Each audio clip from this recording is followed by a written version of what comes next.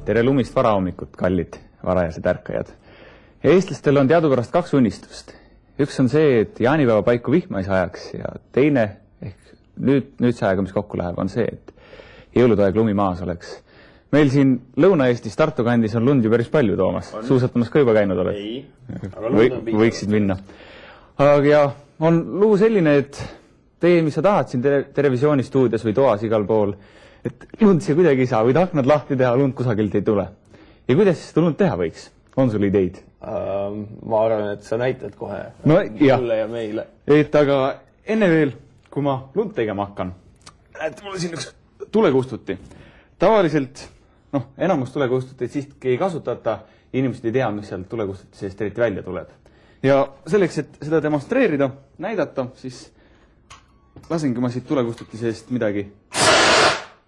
Näete, midagi sellist tuleb siit seest välja. Aga nüüd, kui teada, et kõik gaasid, mis niimoodi kiiresti paisuvad, lasta neid kiiresti paisuda, siin sees on süsihappegaas, siis ta jahtub. Ja nüüd, kui ta jahtub, siis ta süsihappegaas läheb jääks. Ta vedelikuks normaaltingimustel ei lähe. Ja nüüd, kui ta läheb süsihappegaasi jääks, aga see on tegelikult lumi. No see on peaaegu mis lumi, sama mis lumi. Jah. Näed. Juba lendab.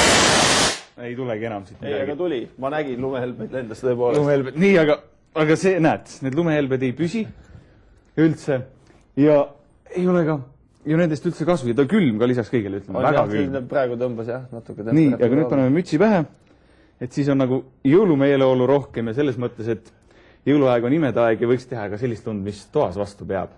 Teeme. Nii, võtame selle kausi siit üles ära ja nüüd ma võtan siit üks polümer. Polümer iseenesest on plastmass. Mitte midagi keerulist.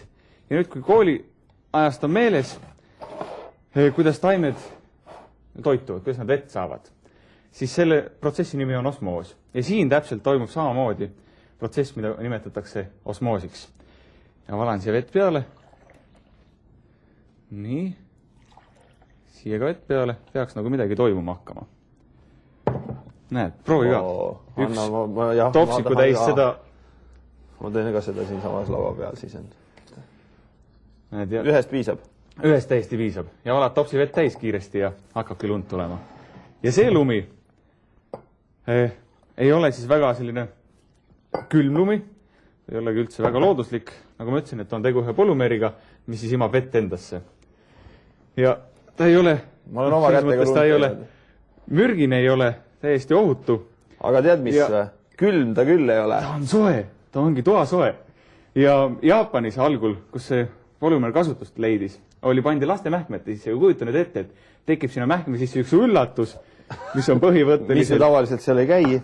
No jah, ta on ju vesi iseenesest üllatus, mis sinna satub ja kujutab ette, mis nende mähkmetega juhtub, kui nad niimoodi paisuma hakkavad. Kuule, kas siuke asi inimest vee peal ka hoiab näiteks?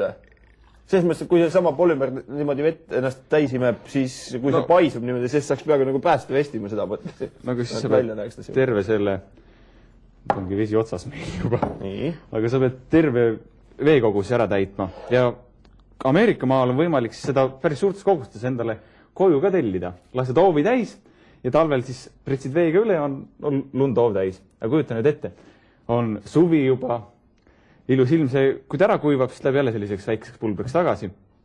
Ja nüüd, kui suvi on, tuleb suvel vihma ja siis tõepoolest on juulikuus lumi maas ja see ei ole üldse mingisugune ime. Aga see polümer siis jah, ta näed, sajab nagu lumi ja siis siia lumeveski peale ka veidikene.